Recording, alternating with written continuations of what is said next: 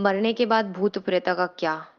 आपने देखा होगा डेड बॉडी का सिर फोड़ दिया जाता है ताकि उनका कोई दुरुपयोग ना कर ले। दुरुपयोग से मतलब क्या? कोई जैसे तांत्रिक हुआ या शमशानिक क्रिया उन पे ना करे, इसलिए उनकी खोपड़ी है जो सिर है वो कंकाल फोड़ दिया जाता है, कपाल।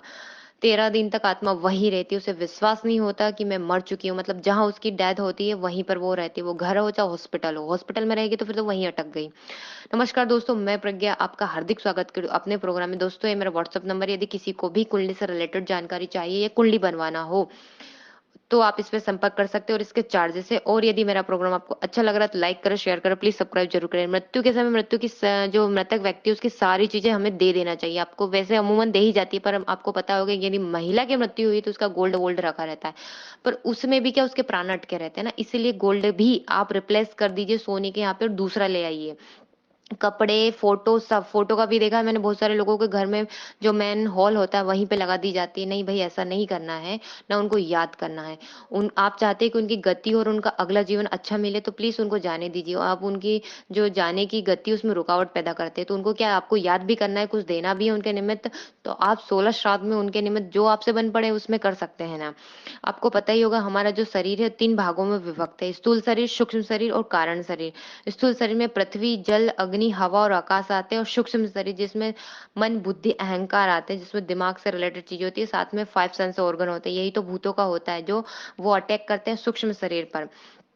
तो मरते समय हमारी ये 5 चीजें तो अलग हो जाती है स्थूल शरीर की, और सूक्ष्म शरीर हम भूतों का एक्टिव रहता है। तो इसलिए उनको भूख भी लगती है, प्यास भी लगती है, और उनमें अहंकार भी होता है, क्रोध भी होता है। जैसे किसी किसी को रहता है ना बदला लेने की भावना, वैसे भी रहती है।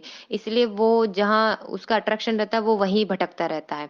और कहते हैं ना, कर्मों से ही हमें नया जन्म और मुक्ति मिलती है, तो इसलिए अच्छे कर्म होना बहुत जरूरी। कहते हैं ना, अकेले आए थे अकेले जाएंगे, पर ऐसा नहीं है।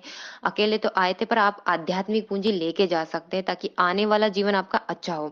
तो भूत प्रेत कहाँ ज्यादा भटकते हैं? तो जो प्रेग्नेंट महिला रहती है, नई शादीशुदा महिला रहती है, जो काफी भोग विलास करते हैं, उनके पास आसपास ये देखे जा सकते हैं। साथ ही ये कब्रिस्तान, शमशान, या जहाँ उनको जलाया जाता है वहां, पुराने खंडर जहाँ धूप ही ना पहुंचे।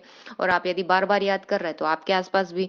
साथ में ये परफ्यूम, सुगंध, क्योंकि 5 सेंस ऑर्गन में इत्र से परफ्यूम आता है, तो उस समय ये काफी अट्रैक्ट होता है। आपने देखा हो कब्रों की जो परफ्यूम रहती है वो काफी डरावनी रहती है और काफी इफेक्टेड रहती है वो। तो वो भी ये रहती है। एक मिठाई, व्हाइट कलर की सफेद मिठाई, जो बहुत अधिक उनको अट्रैक्ट और पसंद होती है। तो आप जब कभी भी जैसे सफेद मिठाई लाते हैं ना, तो गैया को या चींटी के लिए आप अपने घर से दूर उसको रख सकते हैं।